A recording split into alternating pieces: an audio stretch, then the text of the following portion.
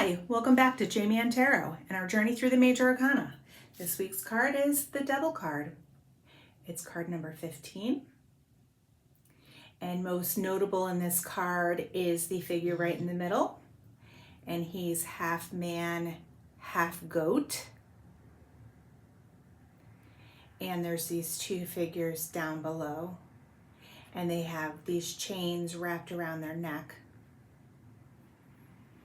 And that symbolizes a self-impose. If you see here, they can actually get out from these chains that they're bound in. They can just slip them off their necks and they won't be bound by those chains anymore. But it's like a self-imposed limitation that they put on themselves.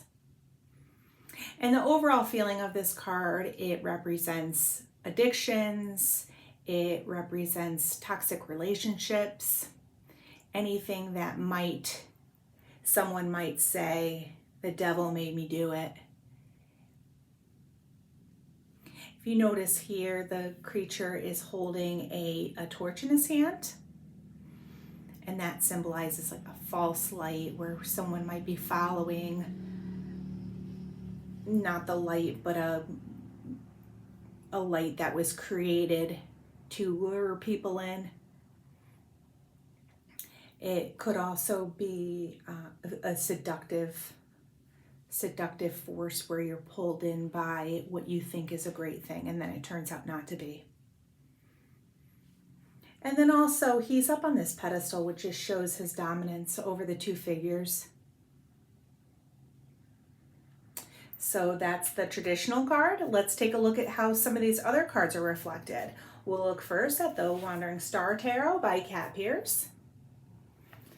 And here's how she's definitely a seductress. She is the snake. In this, in other cards we've seen where the snake is about transformation. This one's a little bit more seductive. And in all the Wandering Star Tarot has the general meaning of the card, which is desire, obsession, fear, shadow.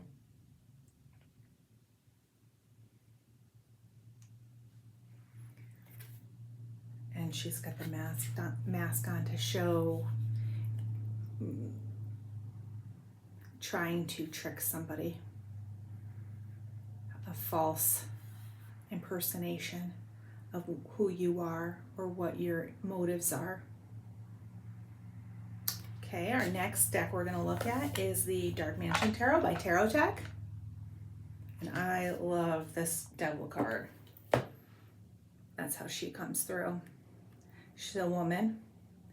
And then there's the two figures down here who don't look like, oh, they are chained up. They do have chains around them. But a lot of times when I pull this card, a stay-at-home mom or a stay-at-home dad, someone who has two small children around who might be bored, she's got her glass of wine, she just wants her glass of wine. So I love this card, how it shows up sometimes, not necessarily as an addiction or as a toxic relationship, but as a parent. This is like a parent card a lot of times for me. Our next deck we're going to look at is the Curious Creatures. I also love this card. That's by Christian. And this is how he comes through. So again, the goat. And he has the two cages that the two figures are in. But to me, this is the used car salesman. Someone's trying to sell you something you don't want or something that he knows isn't as good as he's making it out to be. And again, the cages are open so they can just hop out. They just look. I think he is looking and noticing. They're talking to each other, but neither of them are going out of the cage. They're staying there. I love that card.